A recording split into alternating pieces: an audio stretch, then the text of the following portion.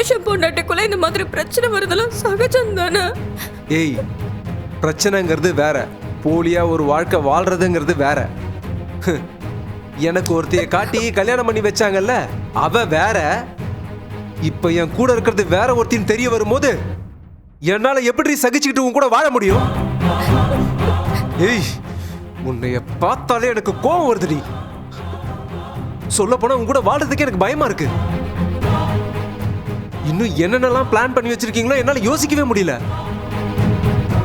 உன்னால என் குடும்பத்துல இருக்க ஒவ்வொருத்தருக்கும் ஏதாவது ஆபத்து வந்துருமோ நான் யோசிச்சுக்கிட்டே இருக்கேன்.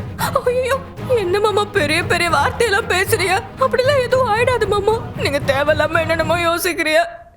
ஏய், நான் என்ன யோசிக்கணும் என்ன யோசிக்க கூடாது நீ எனக்கு பாடம் எடுத்துட்டு இருக்காத.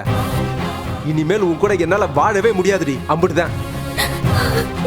நாளைக்கு மாமா கடை திறந்ததும் வீட்டுல எல்லா விஷயத்தையும் உன்னை பத்தி நான் சொல்லதான் போறேன். வேணாம் வேணாம். பொட்டி படிக்கலாம் எடுத்துட்டு ரெடியா இருந்துக்க.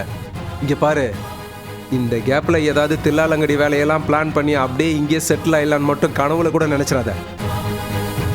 உனக்கு இந்த வீட்டுல வாழ்க்கைன்றது இன்னைக்கு ஒரே ஒரு நாள் மட்டும்தான். ஐயோ மாமா.